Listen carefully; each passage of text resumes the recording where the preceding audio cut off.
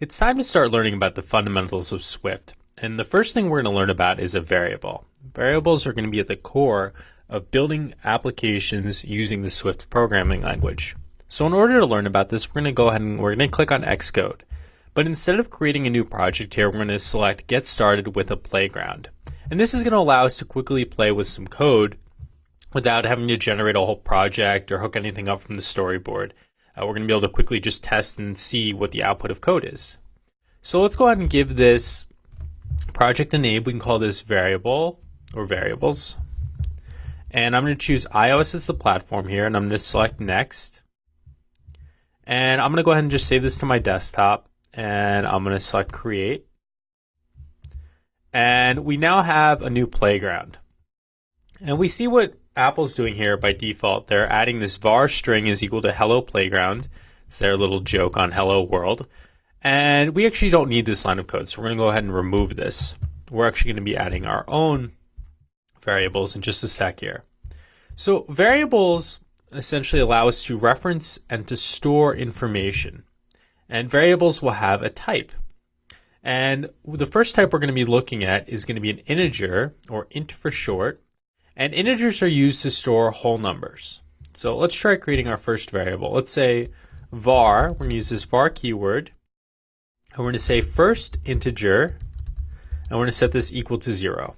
So let's go over this bit of code we just wrote. The var keyword specifies that first integer, the keyword we're using here, the variable name we can say, is going to be a variable, which means that it can change in the future. Later on, we'll learn about constants, which cannot be changed in the future. But we could update the value of first integer, even though we're setting it right now using the assignment operator, or the equal sign here, equal to 0. So the value, or the number that first integer stores, is 0. And we're also specifying that it is a variable, meaning that it can change in the future. We're not stuck with 0 being the value of first integer in the future. But right now, until we change that value, whenever we reference first integer, its value will be 0. We can also add additional variable declarations, or we can say that the value of second integer is going to be equal to 29. And notice that we're able to do this on a single line of code here. Using this comma here, we no longer need to specify that second integer is a variable because it's on the same line and we separated this with a comma. We can now define two variables at the same time. So we're going to say first integer is going to be equal to 0. And then we're going to say second integer is also going to be a variable, but its value is going to be 29. And notice that we're using whole numbers here. There's no decimals. We can also declare additional variables on the next line of code here. So we could say var third integer is going to be equal to negative 1,858,000. Notice that we can make integers quite large. There are limitations on the size of integers, but it would have to be a very, very large number. So you probably won't be running into that issue in this course. But in the future, remember that this integer only has so much space to store a number. It can't hold an infinitely large number. Right? There are limitations to how big of a number we can store. But that number is really big, so you don't really need to worry about that right now. We also are able to see here that if we had wanted to, we could have done comma and just put this on the same line. Right? That would have been completely fine as well. But we can also define this on an additional line. As a rule of thumb, you want to try to use as few lines of code as possible. It's generally cleaner that way.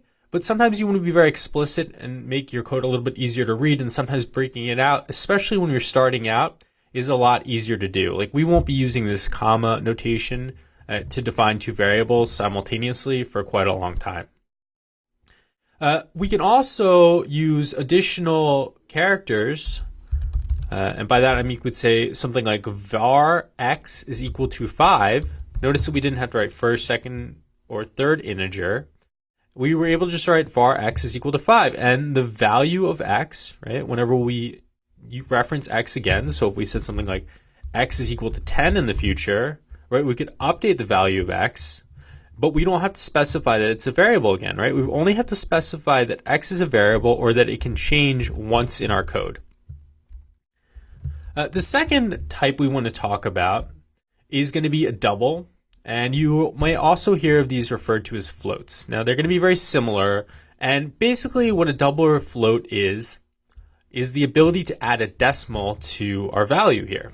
So we could say var discount at department store is going to be equal to 0.3, or there's a 30% discount at the department store.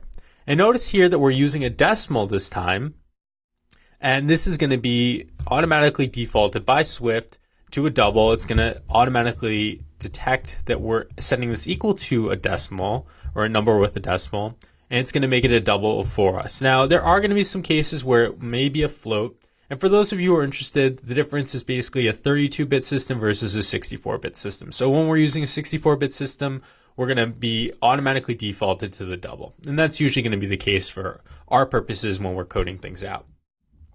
So you can often think of this as a double, right? I just want you to be familiar with the term float. In case you're reading documentation, floats were very popular in Objective-C. You saw them quite a bit. So if you're taking a look at some legacy code, maybe you're going to see this keyword float. And just remember that floats and doubles are just both numbers with decimals.